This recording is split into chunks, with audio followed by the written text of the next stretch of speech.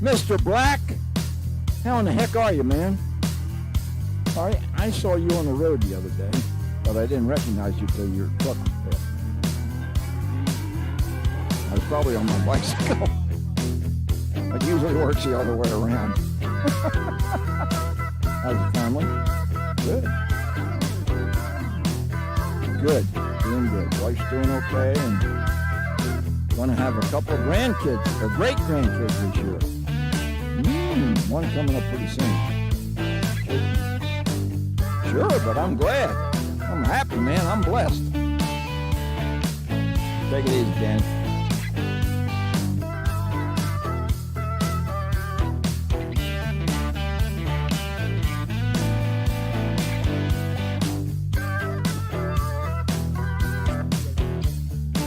Patrick Justin. Danny Black's press box coordinator. One of the best high school athletes ever played. He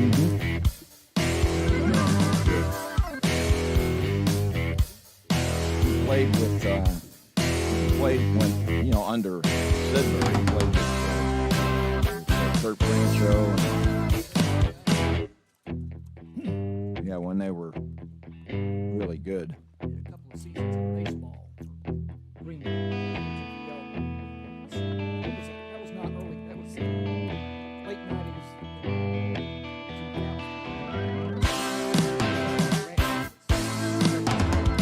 Well, now you're talking about Paul Branch. Well, they're two brothers. But Kurt was the older one. He went on to Vanderbilt. Had a real good college football career. He's a judge now in West Texas. Amarillo, I think. Yeah.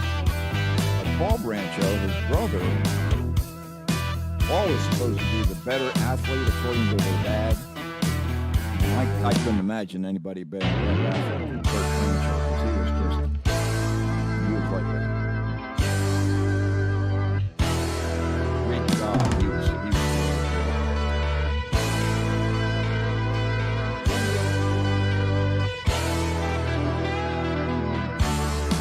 Is that right?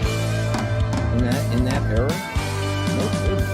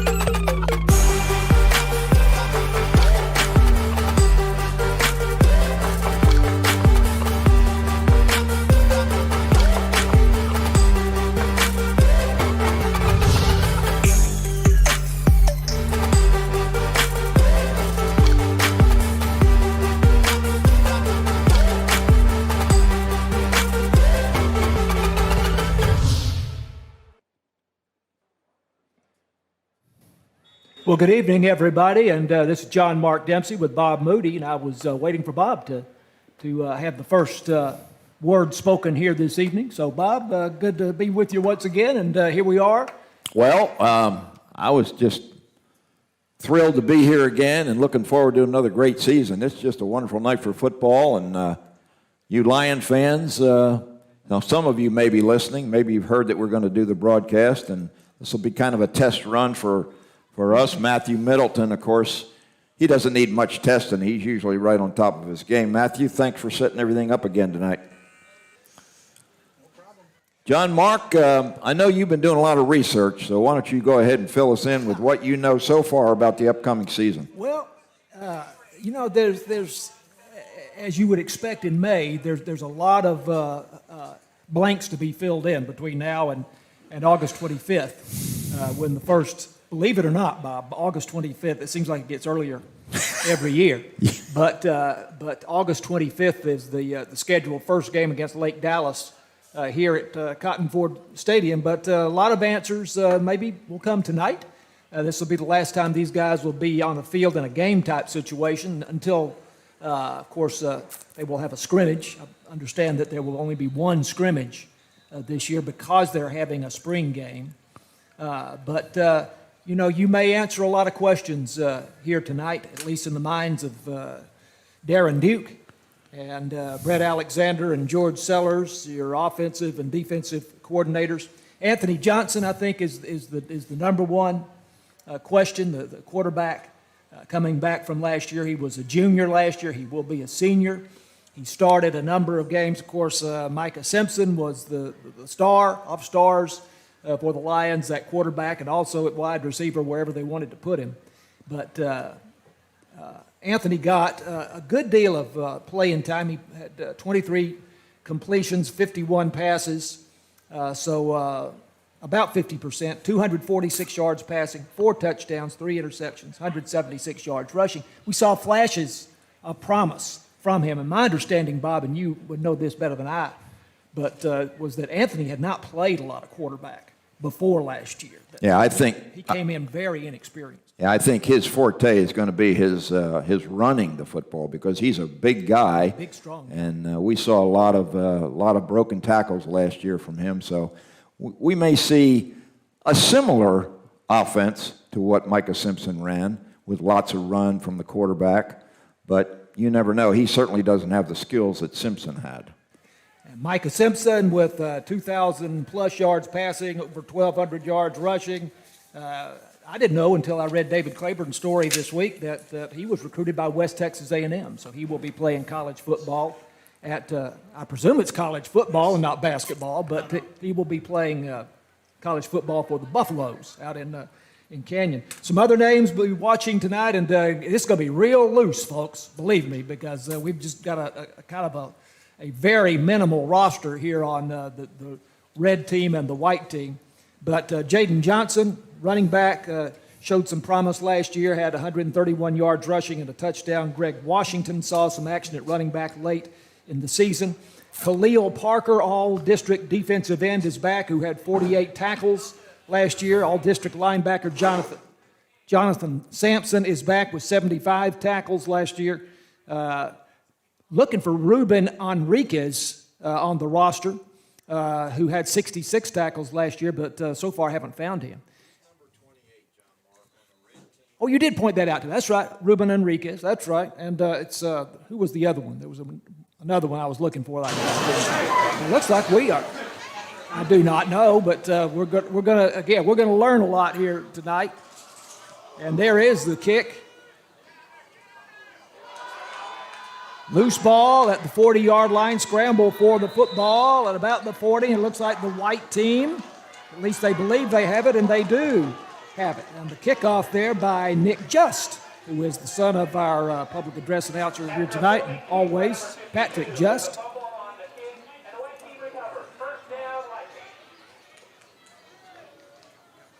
Right.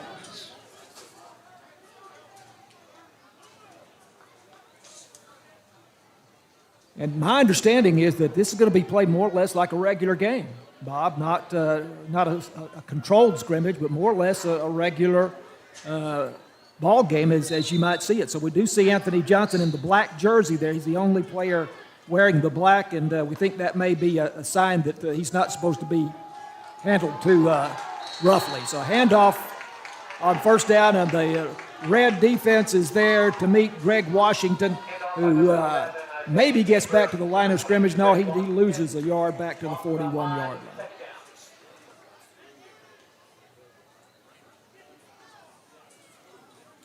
Yeah, indeed. So look, again, Ruben Enriquez, number 28 out there. Jonathan Sampson is number 30. This will be a second down and 11. I have it. It's hard to see that scoreboard if they are, in fact, running the scoreboard.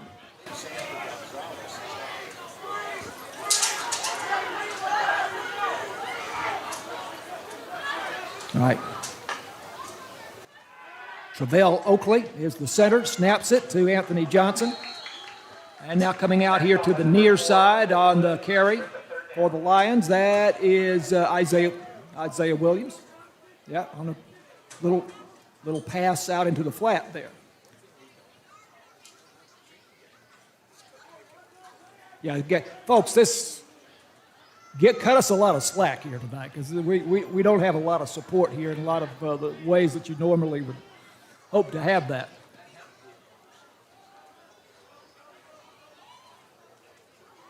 So this must be third down and 9.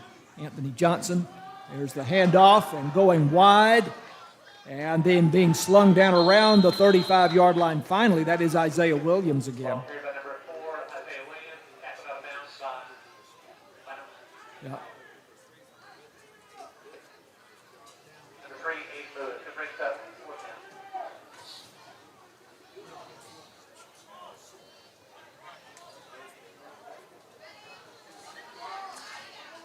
I would be very disappointed if they don't, Bob. I don't know that you'll see much punting here tonight, although that's something you need to practice, don't you? I mean, that's, as they say, that's 1/3 of the game, the special teams. Right. Yeah, played a lot last season. I'm not sure if he was a starter, but I believe he was. So we think this is 4th and 5 or thereabouts. The white team having recovered the fumble on the opening kickoff. Anthony Johnson is the senior quarterback, or soon-to-be senior quarterback. He will throw, sets up in the pocket, and now will scramble, and you hear whistles. I don't know if that's what that's about, or... Oh, finally, chain gang show. That will be much helpful.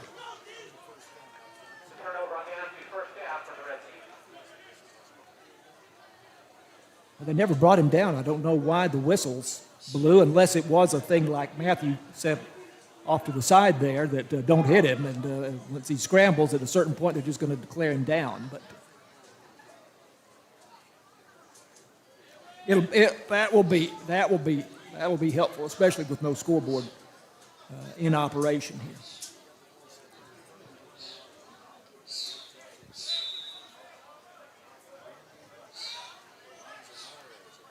Okay, I've got a lot of unfamiliar names, at least for us. We know they're not unfamiliar to their friends and family, but we're learning them here.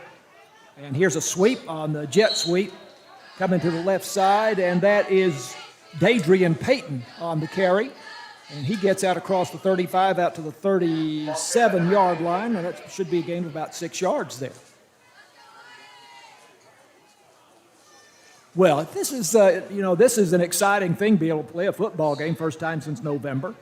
And this is your opportunity to show what you can do. A lot of these guys, no doubt, will end up on the JV when August comes along, but maybe not, if they have a terrific night here tonight. So the quarterback is Randy Manzanares, and he takes the snap, fakes the handoff on the jet sweep, swings it out, and it is caught out there by Jaden Johnson, who we remember from last year. And he is taken out of bounds at about the 40-yard line, and he'll be about a yard short of a first down. Yeah, look pretty good. Now,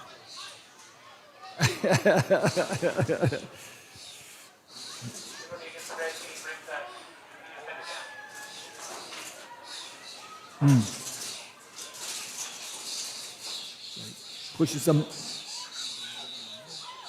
Go back to the 27-yard line. Yeah, it will be, they're behind the chains here, so it will still be second down. Well, the lights are on anyway. We'll see. And as we're back to action now, offensive play for the red team gets out to the 30-yard line. And yeah.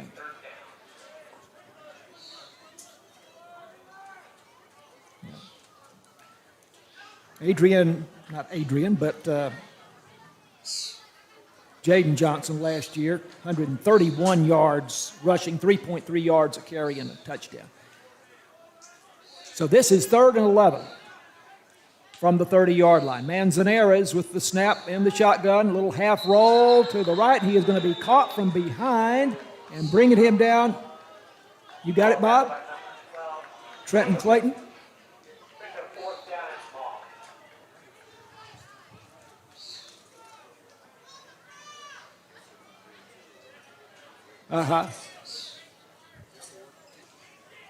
Loss is back to the 28-yard line, so that was a loss of 2.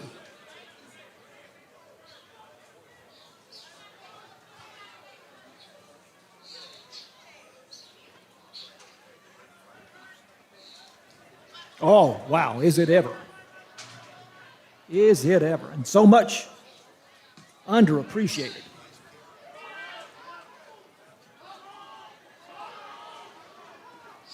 And that is back there to return it, Brody Wiles, and lets it roll back to the 25-yard line. So that's a pretty decent punt there.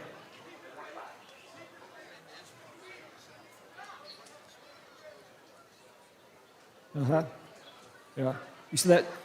That's Ethan Brand. Is that right? 25 of calculating this. That's 46-yard punt. Wow. He will be a sophomore. Okay. So no score here. We've had 2 possessions. Neither offensive team able to do much with it. This is the red and white Greenville High School Lions spring game for 2023. John Mark Dempsey and Bob Muty with you. And new quarterback in the ball game here for the white team, and this is Reagan Goggins, who probes the left side there for about 5 yards up to the 30-yard line. Reagan Goggins. Oh, I'm sorry, I'm looking at the red roster, so that's Bryson Sanders. Thank you. Yeah. Again, we've got a red roster and a white roster, and we've got to distinguish between the two, of course. So here is a handoff up the middle, and this is Jeremiah Dukes for the white team up to the 40-yard line. That's a first down. No, but do wonder if there may be some relation to the Reverend Phil Dukes there. Yes, he was a very good athlete. He is. Now we're getting back to my era in Greenville. Phil Dukes. Yes, he is. I was checking on that too. And whistles again. They are not going to let the quarterback be sacked here, and so Bryson Sanders, who had that nice gain a couple of plays ago, officially going to be sacked at the 35-yard line for a loss of 5 yards. And so now, behind the chains once again. Sack on the play brings second down. Right. Unless Matthew knows, who knows all. Matthew knows all. 2nd and 15, swing pass. And, that was, I was thinking that too. Intended for Jeremiah Dukes. The pass from Bryson Sanders.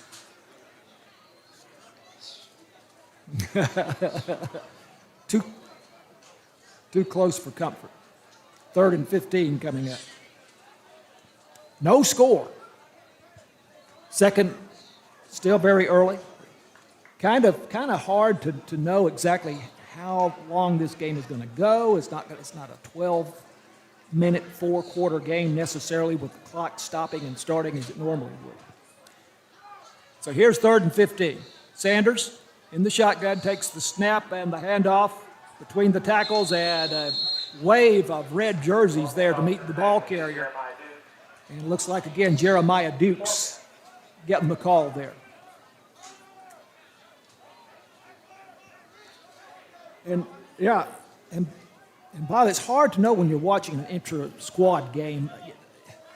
It's hard to know what to make of it. Is the defense really as good as it looks like it might be? Is the offense as good as it looks like it might be? It's just that it's hard to know what you're looking at. But right now, the defense on both sides looks very, very strong, and that would be good news if that translates into what we see on the field come August and September.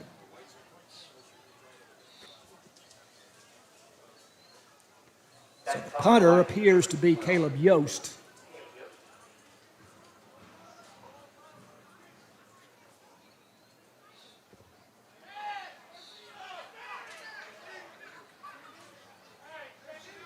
Yeah, well, and that's totally understandable. Snap, good snap.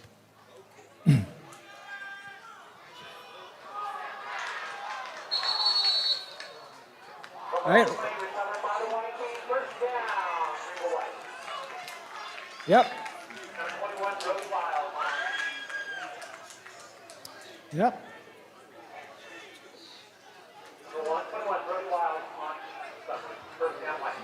So the White retains possession. They recovered the fumble on the opening kickoff and started at the red 40-yard line. Now they start at the 35-yard line.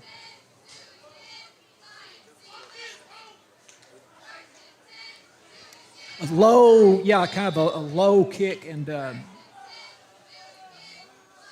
think it had a little bit of English on it that was probably a little bit difficult to gauge. Here's Anthony Johnson back in at quarterback. Man in motion for the Lions. H-back. And a handoff by Johnson.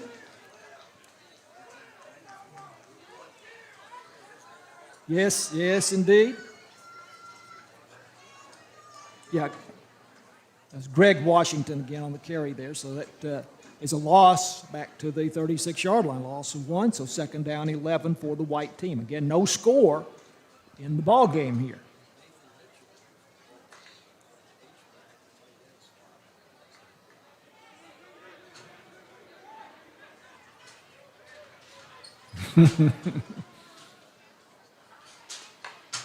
Anthony Johnson will be the senior quarterback, fakes the handoff, going to run it, now throwing it downfield, has a man wide open, and it is caught for the touchdown.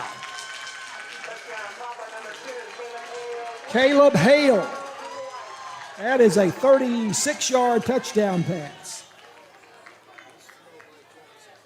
Yes, it was. And I tell you, also a well-executed play, Bob, the play action, and then for him to do the little half roll and look downfield, that was a good-looking play.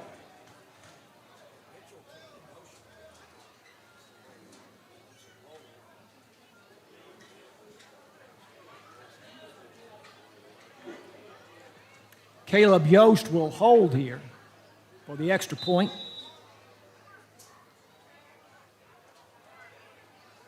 It's a good snap, and the extra point here by Nick Just is good.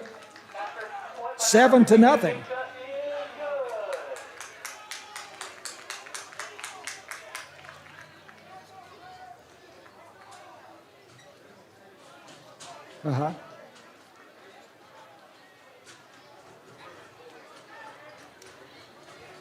And looked like he was either wearing just a sock or some kind of, definitely not a football shoe on that kick, as I was watching him in the glasses there at the bottom. So, yeah, I think he's definitely got the soccer background. You don't see any barefooted kickers anymore, do you? Remember that? You used to see that a lot in the 70s.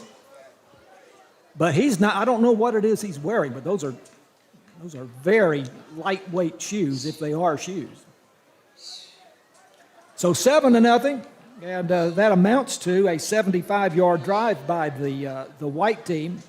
including the punt and the fumble recovery. And then they get the 36-yard touchdown pass from Anthony Johnson to Caleb Hale.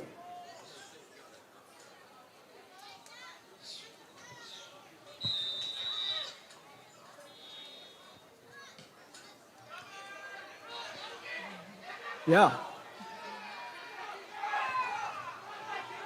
And the return here by Jaquiston Perkins. Nice return. There he goes down the sideline. 20, 10. And unless there's a flag down, that's a touchdown for the red team. Touchdown number 11, Jaquiston Perkins. Touchdown, Greenville Red. Jaquiston Perkins. And what did we say that came down at the 30? So that would be a 70-yard return. Jaquiston Perkins. Wow, there's a name for you.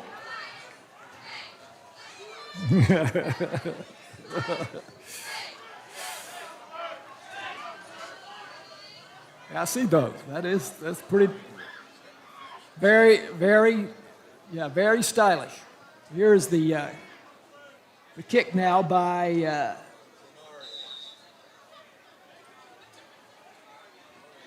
oh yeah, right. It's the red team. I'm having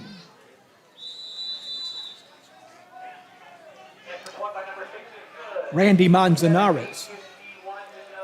I'm still acclimating myself here to the red team roster and the white team roster. But Manzanares, we saw some kickers last year, Bob, some of the games that you were gone, with Melissa, and Lucas Lovejoy, and just some, who was the other? Maybe Crandall.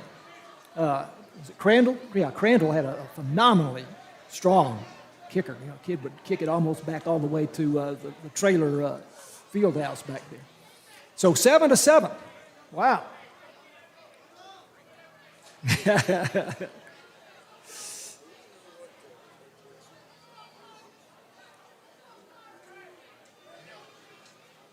So things loosening up here a little bit now. We've had basically 2 touchdowns in the last 2 plays, not counting the extra points. And it can be fun. That's fun. That's fun. But defense wins games. Don't you know that, Bob? And championships, even more so.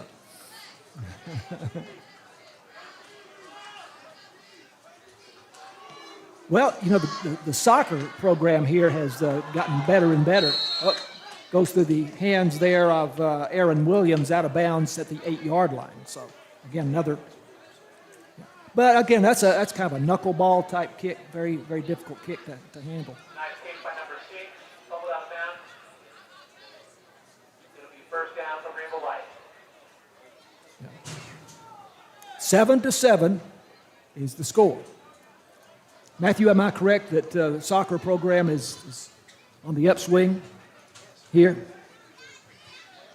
That's what I thought, and so you can see that. And I do not know that Randy Manzanares, and somebody can correct us if I'm wrong, but you don't believe he played soccer. But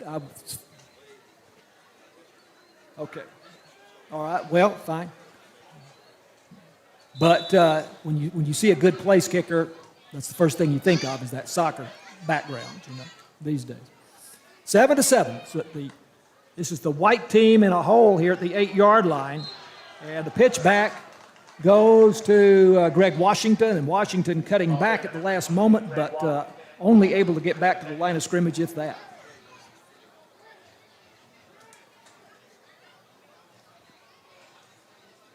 Okay, he does lose a yard back to the 7-yard line.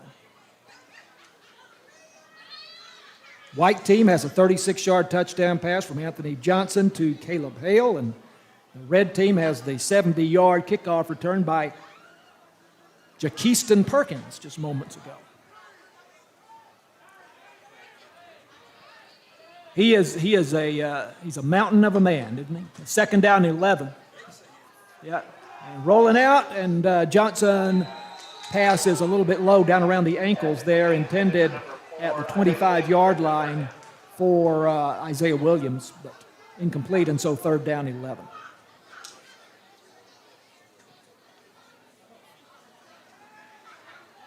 I thought Anthony improved a lot, tremendously, over the course of the season, from the first game to the end of the season.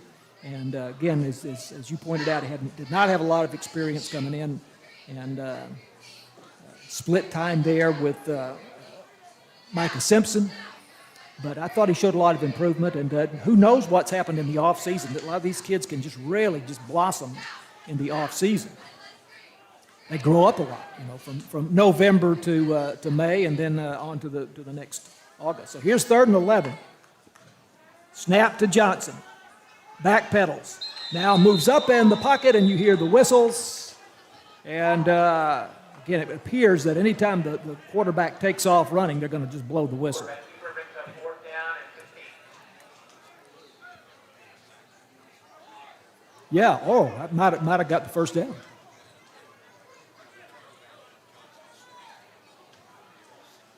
Right.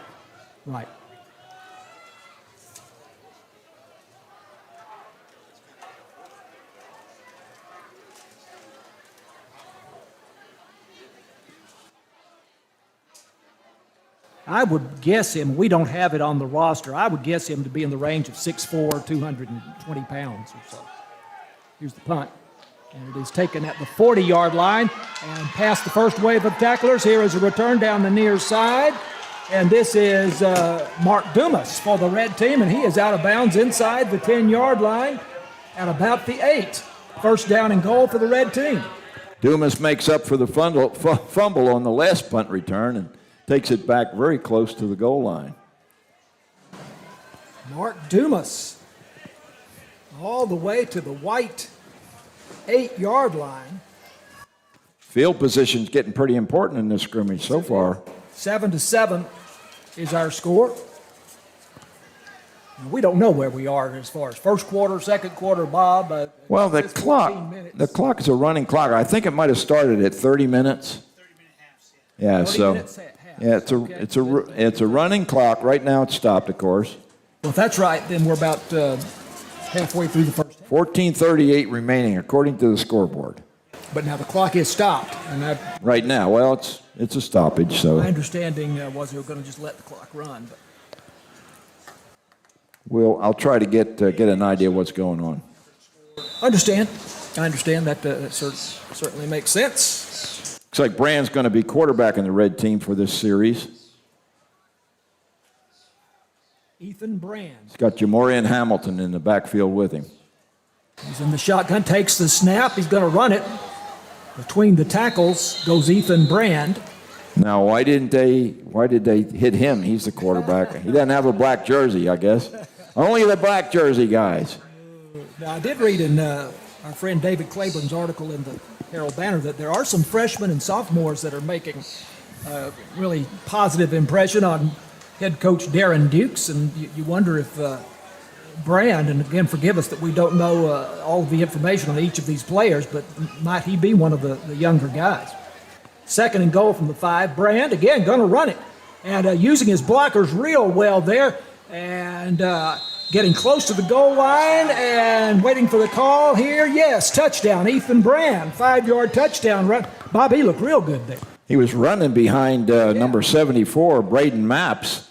And His hand on his back. yeah, he was clearly using his blockers very well, so that's a good sign for Brand. And apparently he's a running quarterback. Right. I mean, we saw two real strong rushing plays there with Ethan Brand toting the football, and especially that 5-yard touchdown run there. Nice job by the right side of the red offensive line that time. But I was impressed by how he used his blockers, as you said. Here's the kick, and is that Ethan Brand again with the kick?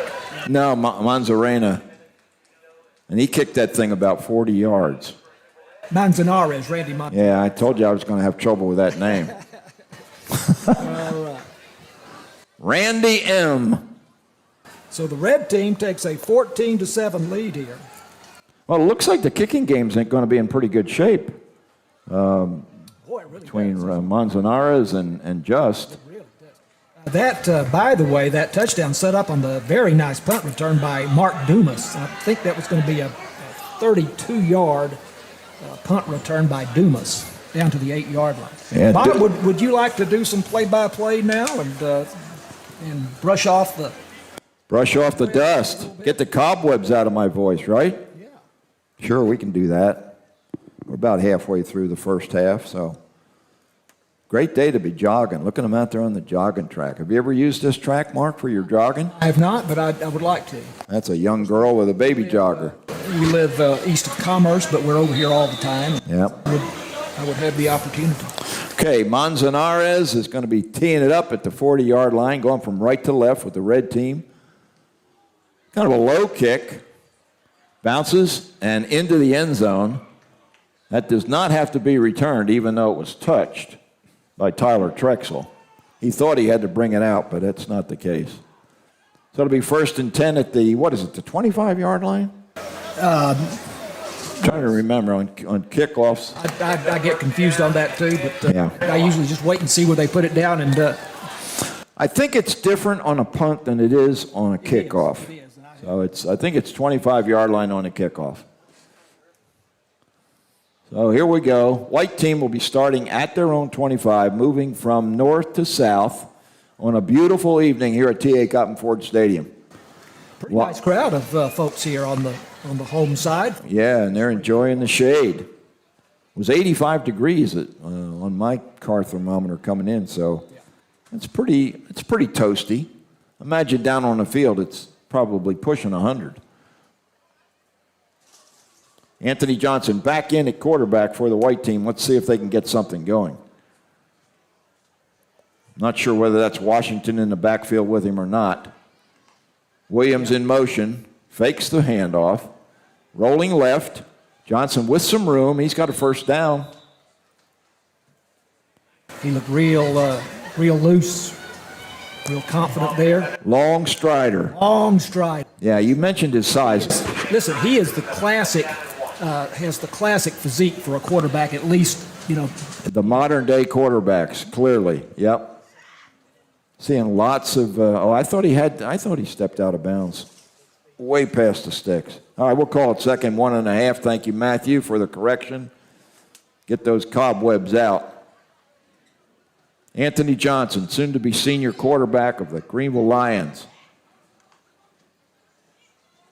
Got a motion man looking downfield, has his man off his fingers and intercepted at the 40, down to the 30, the 20. Makes a cutback, and number 2 for the red team, Dadrian Payton, has just scored a touchdown on yet another turnover by the white team. Interception and a great return by Dadrian Payton. And he showed me some moves, too.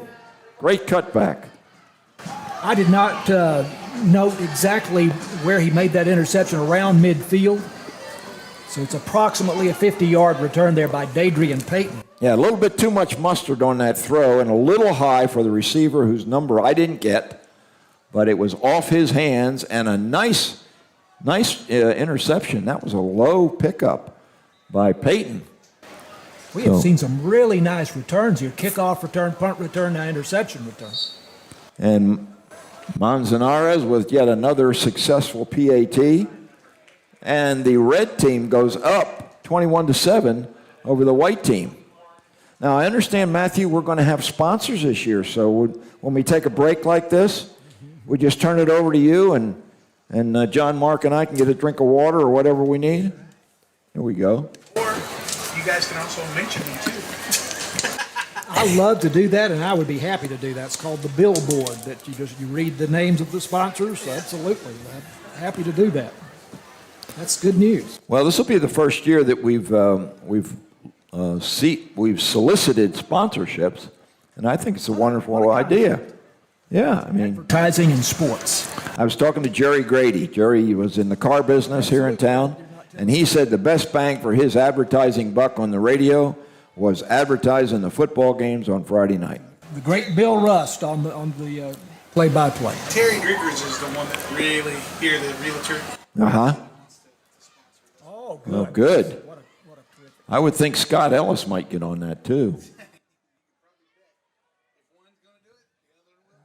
Kickoff rolls down inside the 5-yard line, and there was some hesitation by the receiver. He finally picked it up and made a nice run out to about the 29-yard line. I have that as Aaron Williams for the white team, and yeah, it was a nice return. We're seeing some really good returns here. It's been a big factor in the ball game.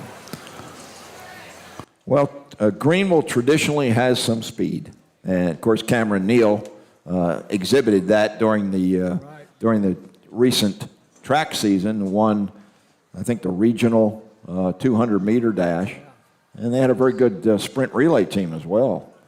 Lions going to lose him from last year's team, 512 yards rushing and 213 receiving. Anthony Johnson with a handoff to the motion man.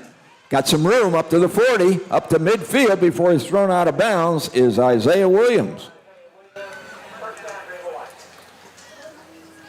So this started really slow and not much action, but Bob, it's changed here in the last 12 minutes or so on the clock.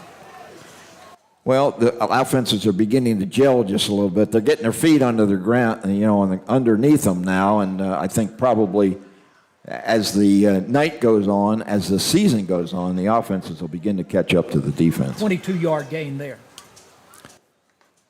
2 receivers left, 1 to the right.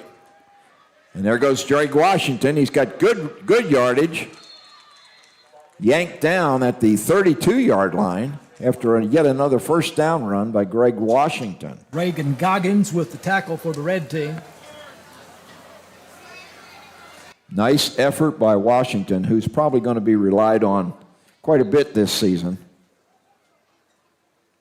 along with Jaden Johnson, who's running on the red team. 15 yards there. I work with his mama, Ashley. Greg's mama? Oh, Johnson's mama? There's a late pitch, and Washington makes a cut, avoids a tackle by Dumas, and picks up significant yardage. Number 22, Greg Washington, gain of about 8, brings the second down to 2.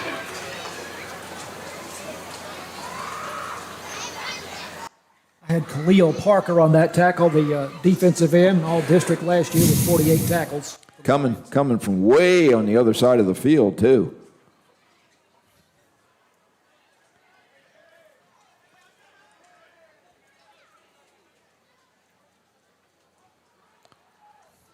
Second, we'll call it 3.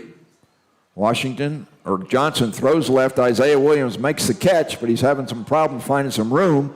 Finally, he's dragged down behind the line of scrimmage by Aiden Lewis. Nice defensive play by Lewis. Good work by Williams. He just couldn't get loose. So once again, they're behind the chains here. I'd like to see them get the tight ends involved. You got a big guy, Nathan. Yeah, H-back tight end Nathan Mitchell. He's got to be 6'3", 6'4" down there, number 82 in white. Got to be a big target. I don't know whether he can catch the ball or not, but he's not in there right now. Before the game, we were talking about another great tight end in Greenville football history, and that was Kurt Brancho. He was a good one, no question. All right, 3rd and 5 for Johnson. Rolling left, stops, looks downfield, throws deep, and over the head of Noah Davenport. Apparently a little interference there. Yeah, they were jousting quite a bit there at the goal line. And I believe that will go against the defense. Can't get the number on the defender. I thought I saw, and it's 21 maybe? idea, but I thought I saw Brody Wiles, 21. But. All right, they marked the penalty off. They moved it down to the 18-yard line, where it'll be 1st and 10 for the white team. That penalty was on Jaden Gibson, number 21 for the red team. Got too much of the jersey of the receiver. I'm getting my white and red team mixed up here. That's okay. Trips left. Here comes Johnson rolling left. He's got the pitch man in Washington, and again he'd have run for a first down there, but he's touched by Cody Waldrop, and they blow the whistle. I'm not sure I get that. Well, they're just the quarterback is valuable. He's a valuable commodity for sure. Yeah, you don't want Johnson to get hurt, but okay. We don't have to agree with everything they do, right? All right, Johnson looking back at Coach Duke right now. Second, and we'll call it 8. He had the pitch available to him with Washington if he'd have chosen that. Now he drops straight back, looking right, has his man. Its ball is in and out of the hands of his receiver, Caleb Hale. And there's a penalty on the play. We have been relatively penalty-free here tonight, and the good thing is you don't see any procedure penalties. Yeah, so far it's been pretty clean. No false starts. Yeah. Credit to the offensive line coach. And a penalty goes against the white team. Let's see Major penalty. Yeah, personal foul against the white team. All the way back to the 32-yard line. And we got second and forever. 21. Anthony Johnson got his work cut out for him on second and 21 from the 32-yard line in red territory. Anthony Johnson, wearing number 11, drops straight back, looks to his left, has his man. He had the defender right in that passing lane, but he got it over him, and a nice reception down there. Kendry and Blakely made the catch, Bob. Very good hands shown by Blakely on that one, and that's a pickup. Nicely thrown ball there, Bob. Absolutely, yeah, nice 10-yard pickup right there. Gets him back into the third and manageable with 3rd and 12. Xander Gonzalez looks like he's in that offensive line, and he may be at the center position for this white team. Xander had a lot of good minutes last year. Johnson rolls right, is open, tries to find his man, but it was in coverage was Jaden Gibson, and Davenport just couldn't bring that one in. Good job by Gibson on defense. So 4th down and long. Let's see what the white team decides to do. I think they're a little bit out of just field goal range, Mark. Well, let's see. They'd put it down to 27. That'd be a 37-yard field goal. That's high school football these days. That's not out of the question. Yeah, well, Just is in the game at the right tackle position, but he's not lining up to attempt a field goal. So you don't know if they really do they want to attempt field goals in the spring game or not. 2 receivers to either side. 2:19 left here in the first half. Johnson, once again, straight back, rolling left, and he was touched by Braden Mapps. Frustrated. He's got to be frustrated with this. Because he had the first down, without a doubt. Oh, wow.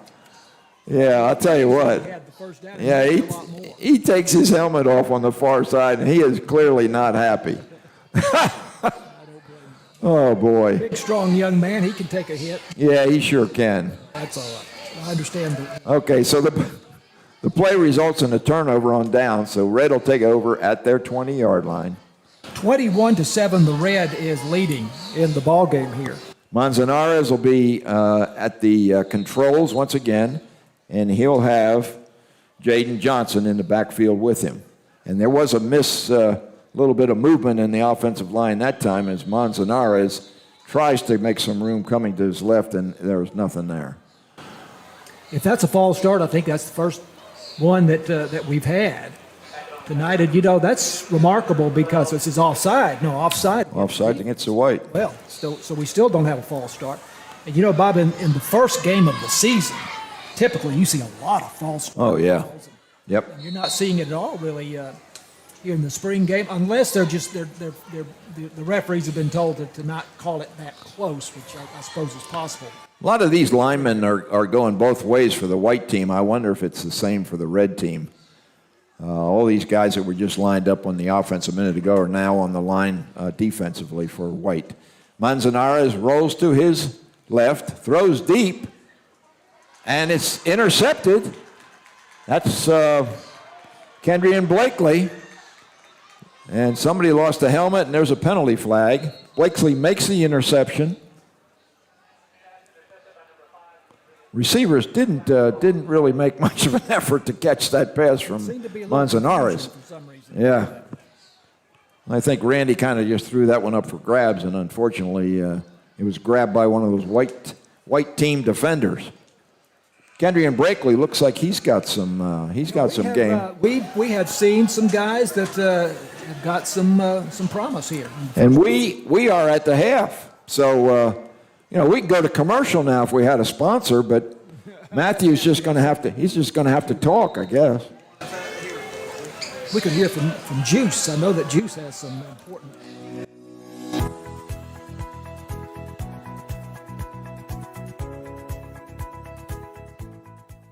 Do not let a Wi-Fi issue ruin your day, because there are plenty of tips that you could use to restore a lost internet connection.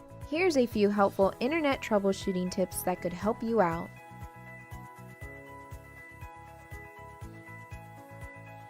First, check your Wi-Fi settings. Phones and tablets also have settings that turn Wi-Fi on and off. Make sure that this is turned on so you can connect to your network.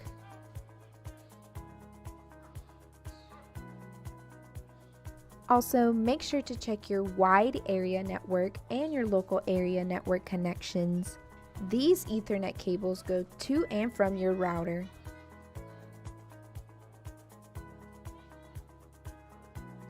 Sometimes a quick unplug for 30 seconds of the router can help fix connectivity issues. This is very common in the cases where the router has not been turned off in a while. When resetting your router, you should reboot the modem as well. This will force everything to capture a new IP address. Also, if possible, to hook the computer directly to the modem and check to see if you have a connection.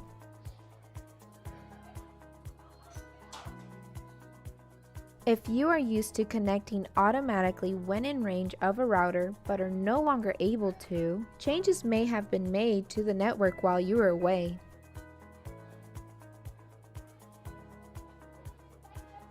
Please check other devices on your network to see if anything else will connect. Sometimes issues are isolated to one device.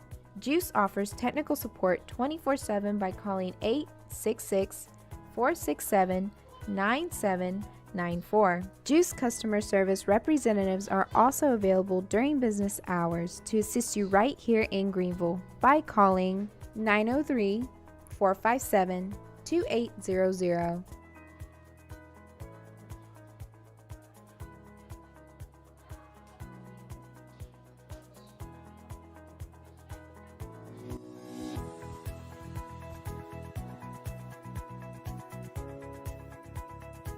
Greenville became the first municipally owned public power electric utility in Texas in 1891, when privately owned companies were only interested in serving large cities such as Dallas and Fort Worth.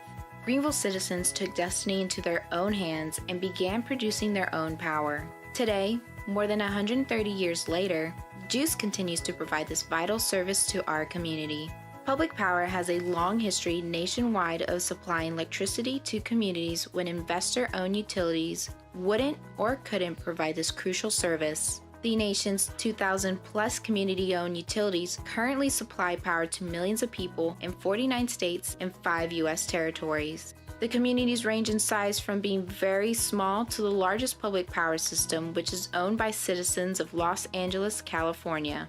San Antonio is the second largest city in the U.S. receiving public power. Municipally owned, public power utilities answer directly to their customers. Decisions are made locally by citizens of the community. Because public power utilities are owned by their communities and are not motivated by profits, rates are typically lower than investor-owned utilities and reliability is higher. Public power utilities value providing local customer services such as local offices with pay centers. GEUS is a public power utility. That means your utility is community-owned and not-for-profit. GEUS is proud to be your local public power utility.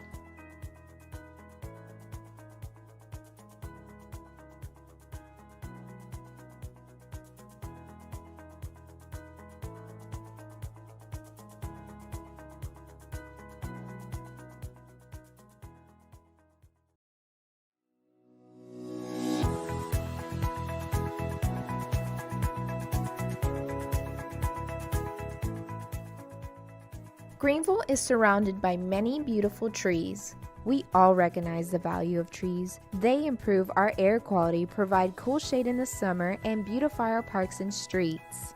However, trees and power lines are dangerous neighbors. GEUS tree trimming crews work year-round to keep primary lines and easements and alleys as clear of tree limbs as reasonable as possible. We appreciate calls pointing out particular problem areas. GEUS crews prune tree branches all around the power lines to prevent hazardous conditions and maintain uninterrupted electric services. Trimming trees near live lines is dangerous and should be only done by professionals. Don't do this yourself. In fact, by law, only qualified trained workers can prune close to power lines. Contact us to report trees that need to be trimmed next to your power lines. GEUS can trim small limbs that are making direct contact with service lines. Customers who elect to have extensive trimming done near power lines or large limbs taken out near power lines should contact GEUS. GEUS reserves the right to take electric service down temporarily for trimming by the customer's contractor, if needed for their personal safety or the safety of the electric line itself. Let's all enjoy our trees safely.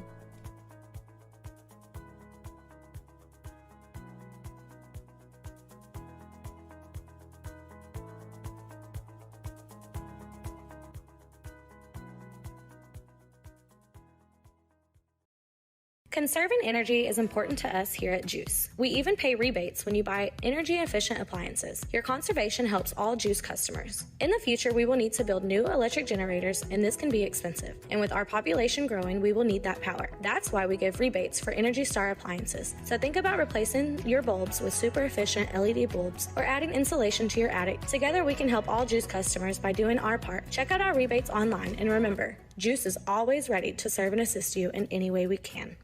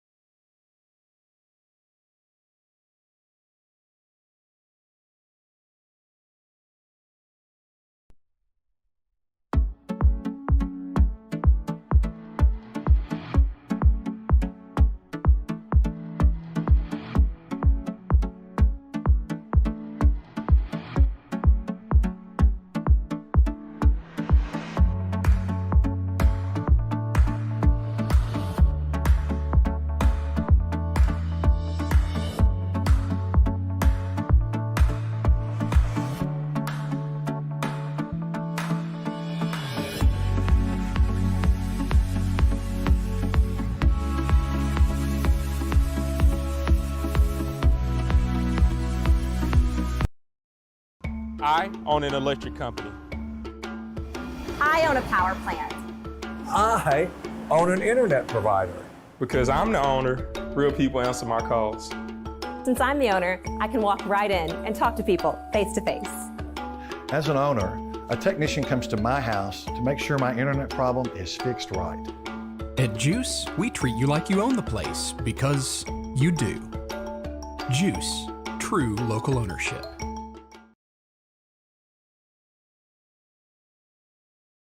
For more than a year now, the GEUS Roundup program has helped neighbors in need by you giving just a little. We still need your help to help those who need it, and there are 3 ways you can choose to participate. 1. Commit to rounding up your bill to the nearest dollar and donating 1 cent to 99 cents per month. 2. Choose a recurring set amount contribution. 3. Choose a one-time set amount contribution. The GEUS Roundup program is easy to participate in and has the ability to make a huge impact on someone else in our community. Your ability to help is the only thing that matters.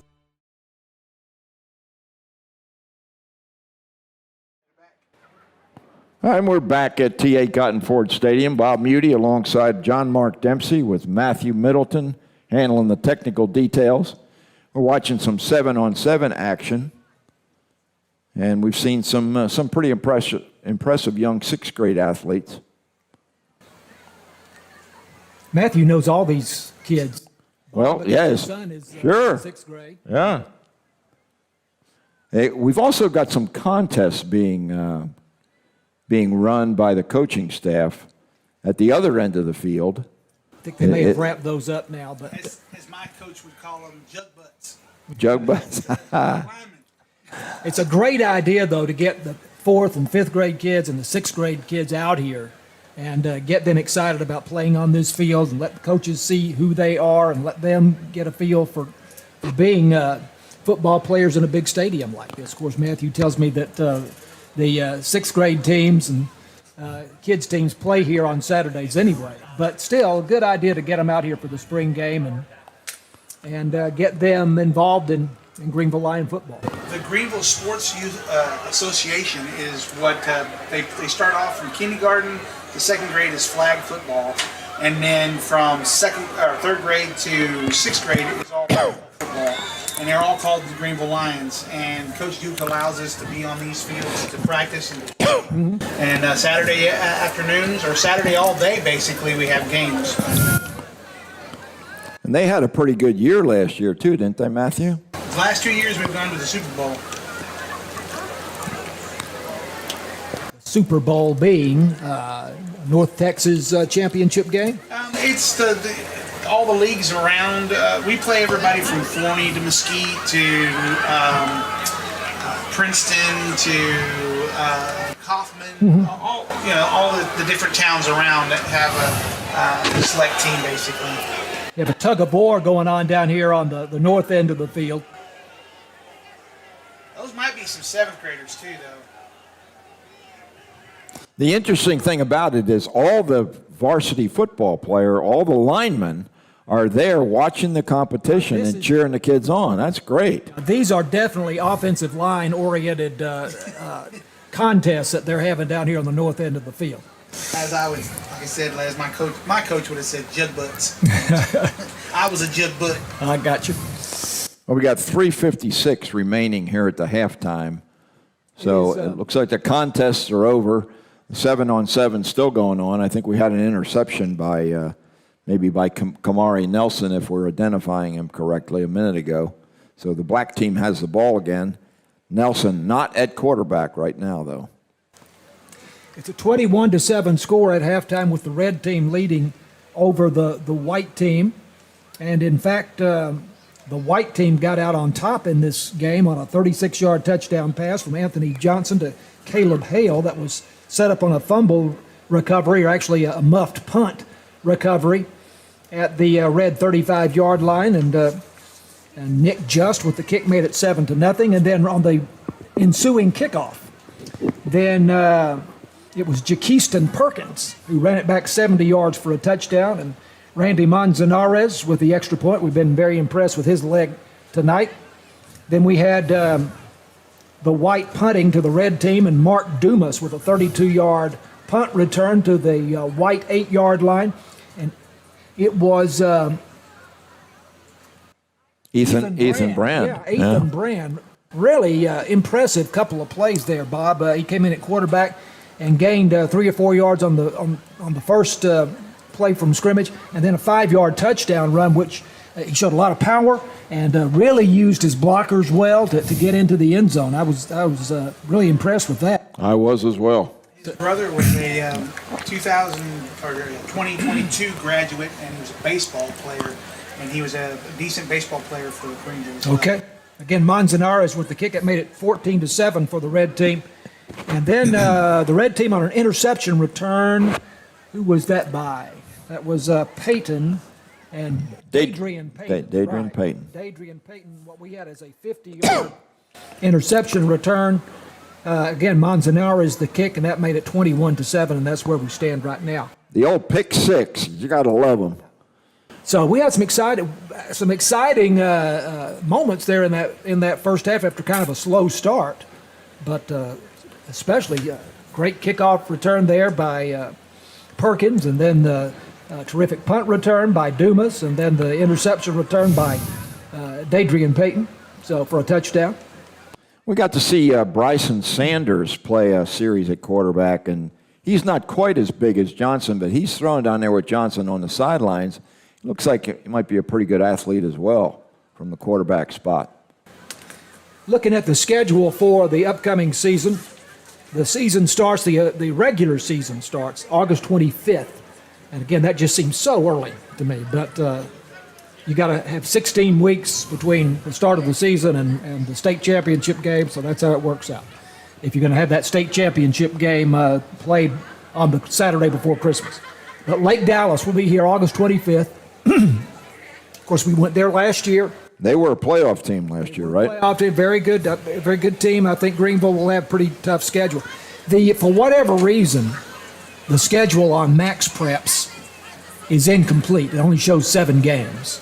So we can't give you the entire schedule based on what we saw from that. And I have not seen it posted on the GISD, Greenville ISD website. Well, Coach Duke has some work to do. But basically the schedule, from what I can see, is going to be the same teams as last year, except if we play them away last year, we'll play them at home this year. Yeah, it's typically the way it works. So some other highlights of the schedule: September 22nd, Princeton at home, and we'll close out the season November 3rd with Carroll at home. And again, I'm only seeing 7 games listed, which obviously it's incomplete. I'll tell you what, that Terrell team last year really surprised a lot of people, didn't they? They got better and better. Oh, my goodness. They went deep into the They playoffs. sure did go deep. And then, we saw them play that last game. Yeah, they got to where they had to play Melissa again. Yeah. And Melissa took them down. Very good in that last game against Greenville, because I really thought going into that game, I thought Greenville might have a chance to pull an upset there. But all right, John, you're back on the call. Okay, well, here's the kickoff. And the return here for the white team. I think it was Brody Wiles. TJ Squire. And TJ Squire gets back out to the 25-yard line. So Good coverage. White Good. team trailing 21-7. And Bob, as far as I know, these teams are fairly evenly divided as far as experience. And That was supposed to be the way they were setting it up. of course, Anthony Johnson is on the white team, and they're behind by 2 touchdowns. So that would tell you something that should be fairly well balanced. I notice some of the key defensive players are on the red team: Ruben Enriquez and Jonathan Sampson and Khalil Parker. I'll tell you what, they're not lacking for size on the offense and defensive lines. If these guys can round themselves into shape, they've got some good size. That is encouraging. Okay, so on first down, here's the handoff in the spread offense to Bryson Sanders. Sanders going left and is brought down for a loss. Got yet another quarterback in there for the white team. Tried to pick him up. Yeah, I don't know whether it's number 16 or... Yeah, we're just barely able to... He's another big guy, I'll tell you that. just barely able to refer to these guys by their numbers on a very informal roster here. And his jersey's riding up, which is one of my little pet peeves about the modern jersey. So we'll have to wait for that to get pulled down to tell you exactly who that is. Number 9. All right, handoff. And again, the red defense is just too much here as Jeremiah Dukes is hit behind the line and swarmed, and will be down at about is that going to be the 18-yard line? Yeah, we may be looking at the JV rosters right now, This could be the younger guys on both teams. No gain, actually, at the 23-yard line it is. So it is Caden Bell then at quarterback. Caden Bell is the quarterback for the white team now. 21-7, the red team out in front. And you may be right, Bob. We might be seeing a lot of guys that ultimately will end up as JV players. Impossible to know that right now. Caden Bell. we've been concentrating on the offense. We haven't said much about the standout defensive players other than Khalil Parker, we mentioned earlier. Pass is complete behind the line of scrimmage to Jeremiah Dukes, and finally they blow the play dead. They've been pretty quick with the whistles here tonight to try to avoid injuries, I'm sure is the reason for that. Let's see where they decide to spot that play because he was still on his feet. Well, watch out. We got Jakeiston Perkins back to receive this kick. That's a loss of 8 on that play back to the 15-yard line. Perkins had the 70-yard kickoff return for a touchdown. Yeah, he's waving to the cameras. Got his Bob pointed out his green shoes. Day-glow green shoes on. Are you allowed to wear shoes like that in a varsity game? I have no idea. I don't know why not. Anybody wearing anything that's other than team colors or black and white. There's a low punt, and it is picked up by Perkins on the hop at the 50. Going to his right, and now going to be brought down around the 45-yard line, make it the 43-yard line. Caleb Yost on the punt there for Greenville. That was a really nice defensive play and coverage that time by number 8, Angel Guzman. Angel Guzman made a great play. He was being blocked, and he still was able to grab a hold of Perkins before he could get loose. It could have been a long run again. A low 35-yard punt there by Caleb Yost for the white team. So the red team takes over great field position at the white 45-yard line, leading 21-7. And we had a 30-minute first half, and so we presume we're going to have a 30-minute second half. And the clock will run a lot of the time right now. The clock is still running, even though it's between possessions. Well, let's see if we have Brand at the quarterback once again. It's not Manzanares, we know that, because the black jersey's not out there. Ethan Brand. Really liked what I saw of him in the first half. Only that one series, but that was an impressive couple of plays. Jamorian Hamilton in the backfield with him. A little confusion there. Yeah. Wants to hand off, but Hamilton didn't want it. running back said no thanks. But Ethan Brand, notice Bob ducks his shoulder there and crashes off the left side for 5 yards. And the coaches are having a word with Jamorian. Jamorian, that was your chance, partner. And you messed it up. He's playing quarterback, but they didn't call it dead when they first touched him. They're allowing him to run it a little bit. Well, he appears to be the designated running quarterback, Matthew, and they're not going to worry too much about it. That's the nature of his game, I think. So the only ones they're protecting are the guys with the black jerseys.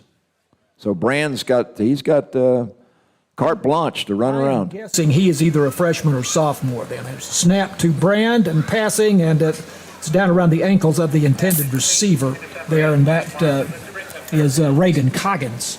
So 3rd down and 6 for the red team. Well, you get an idea just watching that throw that Brand's forte is running the ball, okay, because he kind of rushed that one and threw it at the receiver's feet. So I'm thinking that Ethan Brand, if he's to be a quarterback in the future, is going to have to work on his passing technique. Or he will be your quarterback on a goal-to-go situation. Right. 3rd and 6, snap to Brand. Rolling right.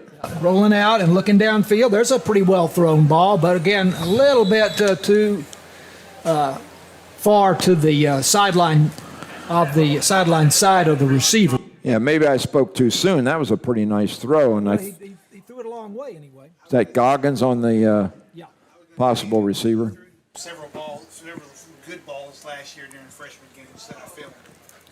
So he was a freshman quarterback last year. Yes. So he would be a sophomore. Yes. Coming into this season. I see. Okay. Well, that's helpful to know. And he's also the punter, right? Or is that a different punter? No, this is a different guy. And again, we can't make it out until he turns, and there's the punt, and here's another muff, and I think the white team will retain possession at about the 9-yard line. Yeah, Nick Martin jumped on that one. Edwin Garcia was the punter on that. And that would have been about a 31-yard punt.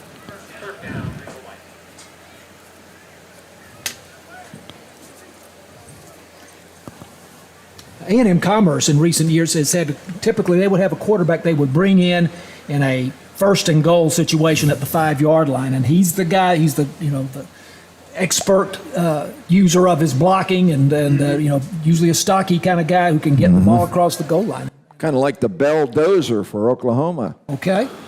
Or what's his name for Florida a couple of years ago, and then went and played for Denver. Yeah. Oh, what's his name? Tim Tebow. Thank you very much. I don't know why I couldn't remember his name. So here's Anthony Johnson back in the ball game at quarterback. It's a 21-7 lead for the red team. Anthony wearing the black jersey but playing for the white team.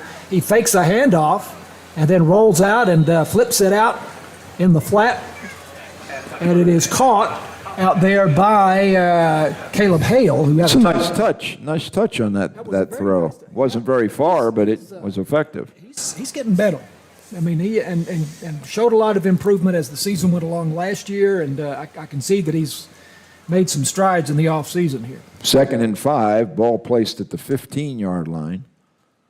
White moving from right to left. Trailing by 2 touchdowns. Running back to the left of Anthony Johnson. There's a good snap, waist high, and he swings it out and incomplete. Intended there for Greg Washington. Johnson made a good play just to catch that low snap. He kind of reached down with his left hand and just grabbed it. So I suspect he's got a pretty good size mitt. That's terribly low, though. But what I was starting to say is that the snaps have all been good tonight, and you cannot take that for granted. You made that point in the first half, Bob. Yep, but clearly. On a punt or extra point or field goal or even the shotgun snap, you really cannot take that. Every snap is important because over the years we've seen some really bad snaps and caused lots of turnovers and just killed the drives. But there's been none of that tonight. So this is 3rd down and 5, and Anthony Johnson rolling to his left. And passing it is complete. Big Nathan Mitchell. All right.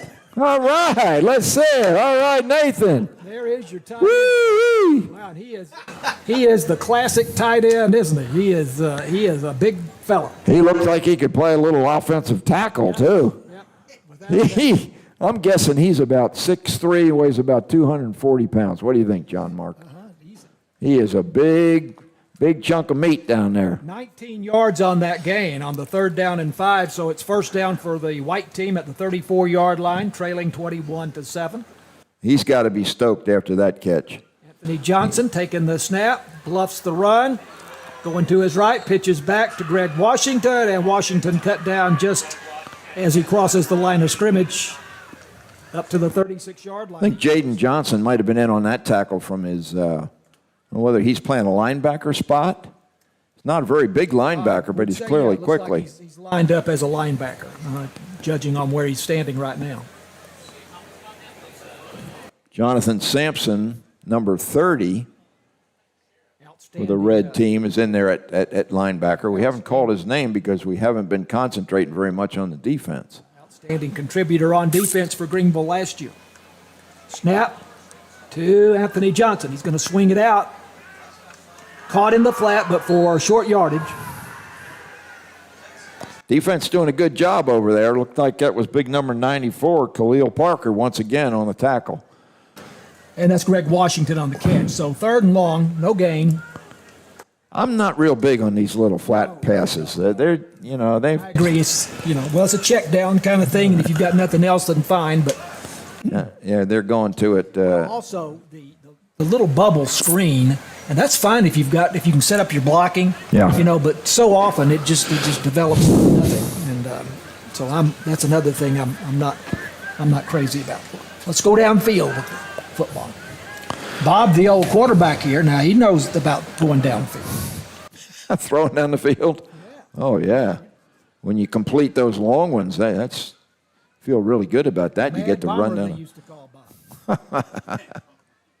There's 3rd and 8. Anthony Johnson setting up in the pocket, going to run it. Now they'll blow the whistle. He would have had the 1st down, but the better part of valor, as they say.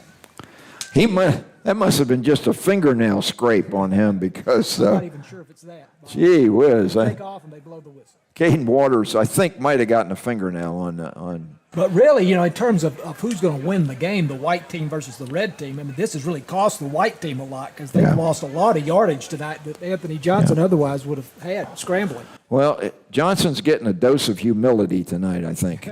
He's going to be real humble after this outing. Through no fault of his own. That's true. So here is the punt coming up. And this is Caleb Yost. Perkins on the reception at the 34. Perkins on the return, who had the 70-yard kickoff return in the first half, and a nice-looking punt return here by Jaquiston Perkins. Gets into the white territory at the 42-yard line. Nice tackle by Caleb Yost, the punter. Lions losing Archer O'Neill and Andrew Ibarra Medina from last year's team that they shared the punting and place-kicking duties. And we've got somebody a little dinged up down on the field at the 50-yard line being helped off the field, one of the white players. Andrew Ibarra was going to go play for a team up in Wisconsin, and then he decided not to go. He decommitted, and now he's going to go to lineman school, become a lineman. All right. That's Brody Wiles that looked like he might have had a lower leg injury. We need to get you a microphone. Me? Matthew, yes. You could become the third voice in the box here. I'll shut up. But the reason I say that is not it's good information. What you're saying, but Andrew Ibarra Medina. Let's call the play here first. This is the red team from the 44-yard line, leading 21-7. And the handoff in the spread offense off the right side. Significant gain here for the red team. And that's Jaden Johnson. That's Jaden Johnson. Yeah, right? Jaden Johnson on the ball run. game now is Randy Manzanares, who we've seen with some of the place kicking responsibilities tonight. So that is a 4-yard gain to the 49-yard line. Matthew was saying Andrew Ibarra Medina, the kicker and linebacker for the Greenville team last year. And he played offensive line, I think, as well. Tackle. Was going to play college football where? And up in Wisconsin.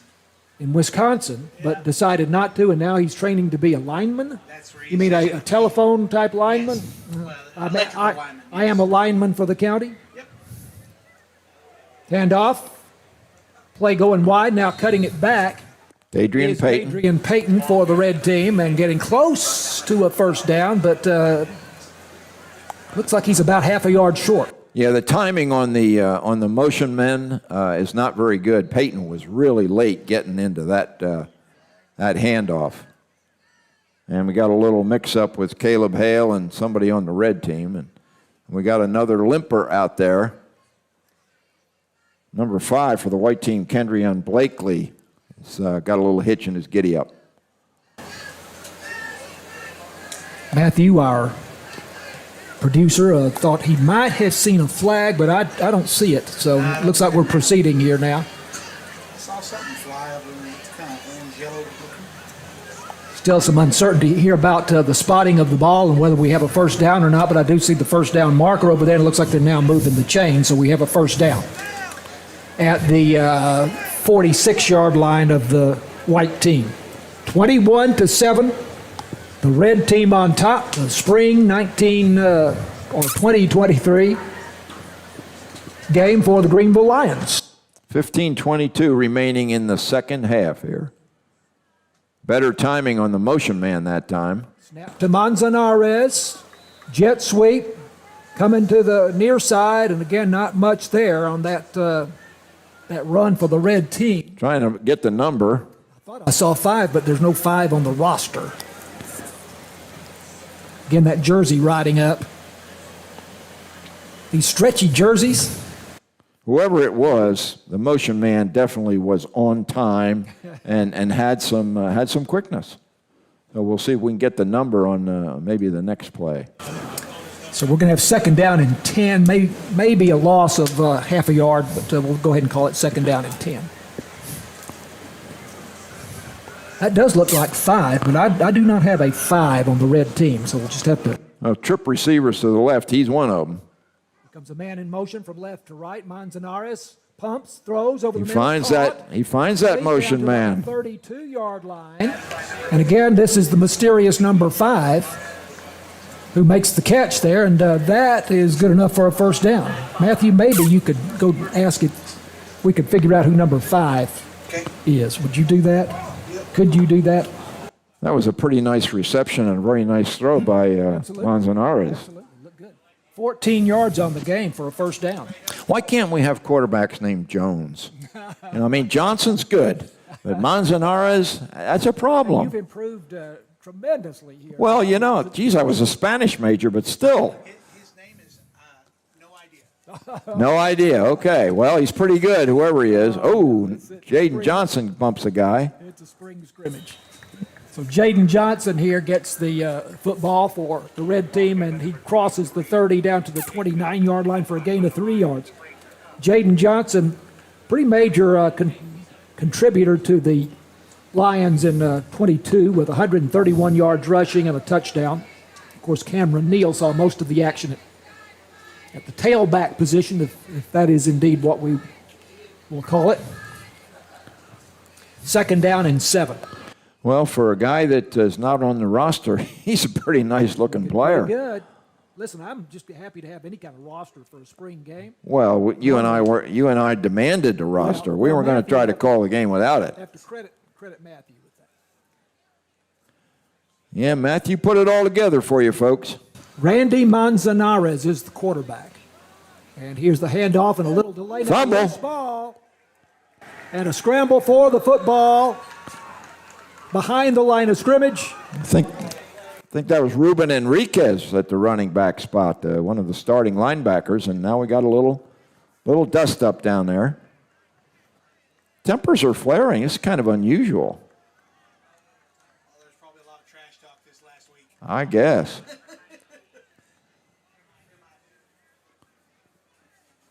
That's Enriquez's first carry of the night from the running back spot. And when he was hit, we see the indication. I think we're seeing it now. It looks like they're moving the chains. That the white team has recovered the fumble. I never saw official indication there, but it looks like the white team did recover. So it's been kind of spotty here in the second half, Bob. Not a heck of a lot of action. No scoring so far. No scoring and no big gains, no flashy returns. But we've got over 11 minutes to go here. And 21-7, the red team on top. And we've got we got the younger team in there because Johnson's on the sidelines. Here comes the white offense out onto the field. Caden Bell will be handling the offense on this series. Caden Bell. He's a good-sized fellow, isn't he? And Coach Duke wants he wants a younger defense out there right now. Youngsters against youngsters. Let's keep it fair, right? Ethan Brand lining up in the defensive secondary. Yeah. So he will be a sophomore, according to what Matthew tells us. Sees a lot of the freshman teams, Matthew Middleton and the JV teams. Quarterback lining up at the linebacker position, so that tells you something about his athleticism. Right. And off to Greg Washington. Washington off left tackle, breaks it into the secondary. Down the sideline he goes, across the 50 and out of bounds at about the 40-yard line of the red team. So Washington's in there with the younger offensive line, and Caden, Ethan Brand got pancaked on that one. 26-yard gain there by Greg Washington to the red 40-yard line. That's the biggest game we've seen here in the second half. I wonder if that's the first unit on the offensive line. Yeah, it must be because Just is in there, and big number 77, Julian Sixtos, is manning the left tackle spot. Caden Bell waiting on the snap, gets it, nice snap, numbers high, and a swing pass out to Greg Washington. He slipped down, he did make the catch, but as soon as he caught it, lost his footing, went down at the 44-yard line. Yeah, and he took exception to Tyler Trexel's hit after he was down, but he just slipped, his knee went down, and that was the end of the play, and Trexel wasn't sure, so he just gave him a little, hey, how you doing? Loss of 4 yards there. Now, the offense coming to the sideline for whatever reason. 9:40, and the clock is running. I was going to say I didn't think that was a fourth down, but Well, they're acting like, some kind. yeah, either that or Clock is still rolling here for whatever reason. this is Maybe, Bob, that you commented a moment ago that tempers were flaring a little bit, and maybe they're just letting them cool off for a moment. And this is an opportunity for the officials to get a little training too. We've got lots of guys with the striped shirts down there. Zebras are. Notice that, yeah. You got probably have two different crews. twice the number you normally would have. Right. So good work for them. We had some games last year, Bob. Of course, I've done a lot of 3A level football for a while, but we had some games where there were 7 officials. You had a 7-man crew. I haven't come across that very often, but usually they're doing well to get the usual 5 together these days. How many they got down there? 1, 2, 3, 4, 5, 6, 7, 8, 9. I think 10 or 11. Wow. You know, John Mark, I think you're absolutely right. I think they decided that the cooler heads needed to prevail, so they just sat the guys down and probably said, "Hey, wait a minute, let's knock this off." I am surprised they didn't stop the clock. So Bob Moody going to take you through the rest of the way on the play-by-play. Thank you, John Mark. Sun has just about set here at T.A. Cotton Ford Stadium. It's amazing how much difference is when that sun gets low on the horizon, how much Cools off quickly, doesn't it? off, or just even if the temperature itself doesn't fall, that just somehow it takes the edge off of it. We have a red team and a white team tonight, and the white team is listed on the scoreboard as the home team, and they're in front right now, 21-7, and they do have the ball. And Caden Bell is the quarterback. Not sure, he's a big guy, not sure what classification or what his prospects are for making the varsity, but he takes a snap, fakes the handoff, rolling to his left, throwing, overshoots his receiver at the 35-yard line. That was intended for Jose Tolentino,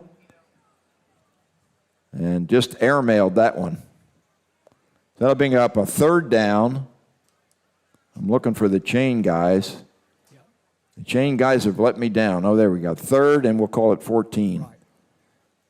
Chain guys were late getting here, but they did get here, and we're thankful, I'll tell you that. Yeah, it sure was. Not looking forward to having to keep up with the down and distance all by myself. We can't miss Jaquiston Perkins at the left cornerback spot for the red team. He's hard to miss with those green shoes. You think if one guy was wearing green shoes, you'd have some guys with blue and purple. Bell rolls right, throws, misses his receiver. He was looking for Gustavo Soto on that one, and the receiver's not really making great efforts to catch the ball, John Mark. That looked like a pretty well-thrown ball, and I'm not sure Soto got his hands on it at all. It was right there. These kids today, Bob, I don't know. What are you going to do? Yeah. Well, the main thing is Nathan Mitchell, or maybe it's Michael. I don't see a T in that. We'll have to get the pronunciation on that before the season's over, but he made a nice catch from the tight end spot. Where's number 82 on the white? Yes, that's the play of the second half. For me it is. Okay, punt formation, Caleb Yost, I'm guessing. Low snap, bounces Yost with a good pickup and a good punt. Oh, that's a nice. It's going to roll into the end zone, hits at the 4-yard line, and goes out of the end zone. So Yost got a good foot on that one. 44-yard punt, a beautiful spiral. You don't always see that. Red team will take over with 5:27 remaining, and they'll have the ball at their own 20-yard line. We talked about the placement of the ball after the different kicks, and we'll see if indeed they spot it at the 20, and I think they're going to. You just said red on top, 21-7, right? No, white's on top. Oh, that's right. Well, I'll have to get that cobweb out. Red on top, 21-7, which is a little bit of a surprise because the white team has Anthony Johnson, and he does have a touchdown pass here in Exactly. the first half. In fact, the white got out on top. So. Ethan Brand at the quarterback spot. Hands off. That's Jamarian Hamilton on the run. He picks up about 5 yards around left end. Two players teaming up on the tackle there, Anthony Rios on the white team and also Javon Grady. Yeah, we called Rios' name a little bit last year, if I remember right. I think so. Yeah, he was playing some offensive, or maybe it was Braden Rios. Anyway, again, we talked about the size of the offensive and defensive lines, and they've got some pretty good-sized guys down there in this roster. Second, we'll call it 5.5 for Brand. Takes a snap, hands off to Hamilton, and Hamilton is brought down hard by two white defenders at the 26-yard line. I think that's the same, too, as the play before, Javon Grady, or maybe Javan Grady and Anthony Rios.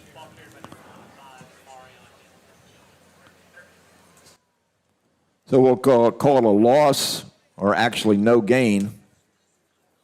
Third, and we'll call it a long 4.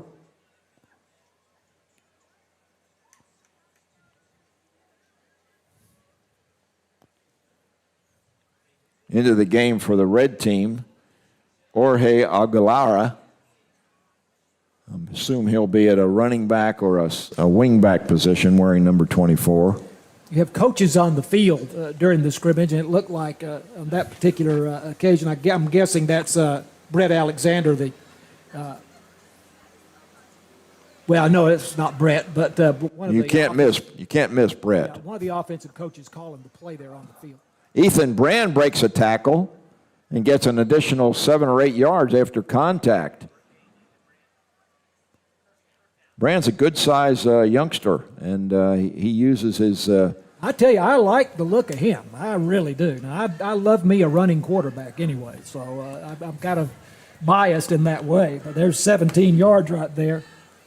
And pretty nice. I can imagine him as a nice change of pace from Anthony Johnson. Could very well be. Certainly a lot bigger than Manzanares, but Manzanares certainly has some skills as well. Yeah, so we don't have heights and weights. I'm guessing 5'9", 5'10", 190 pounds, kind of stocky. Pretty big guy. Man in motion, gets the handoff, coming right. That's Reagan Goggins. Very little to work with. And yet he made something out of it. He got a few yards there, did he not? No, I guess he just barely got back to the line of scrimmage, but looked like he was going to be dropped for a loss. I guess that was the... Slow getting up for the white team is Javane Grady, who's been in on a lot of tackles here recently. Making a statement defensively for the white team. Caleb Yost now in at the safety position. Yost is handling the punting duties for the white team tonight. 1:23 and counting as the red is about to put this one away in possession with a 2nd and 7. Red team under the direction of sophomore-to-be Ethan Brand, who was the freshman quarterback last year. And there's a snap is bad. Brand picks it up. Quick whistle there. Yeah, quick whistle again. First time they've done that with Brand. Looking at Brand again, I think I overestimated him on size. Maybe 5'8", 170. Not as stocky as I had him in my mind. But pretty hard to tell from up here, but he's powerful. Well-built and powerful young guy, and a really good ball carrier at quarterback. 3rd down and 8 for Red. 28 seconds and counting left in this scrimmage. Brand rolls left, looking downfield. Now he's going to run it, and he's up, and he's got a first down. Yeah. Or they blew the whistle again, but he was at first down yardage. He picks up the first down. And that is the final play of the scrimmage. May very well be. The red team defeats the white team 21-7. No scoring in the second half.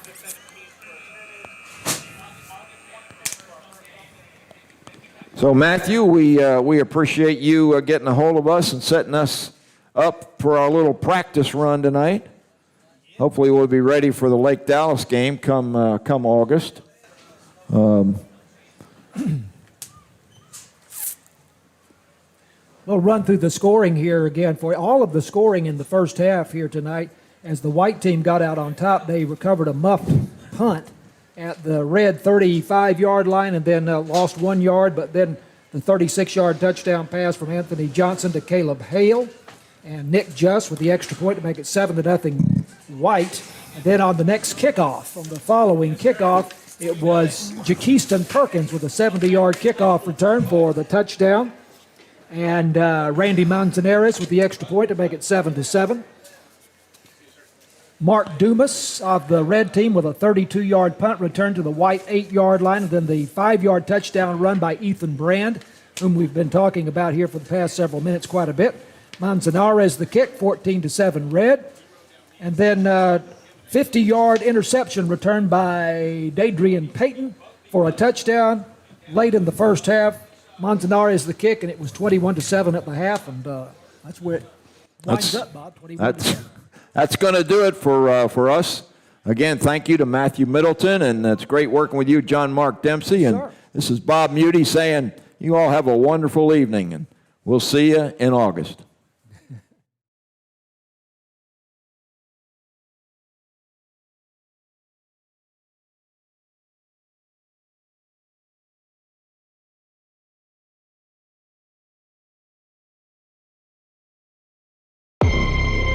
This video has been brought to you by GEUS. GEUS is your community-owned provider for electric, internet, cable TV, and true local programming.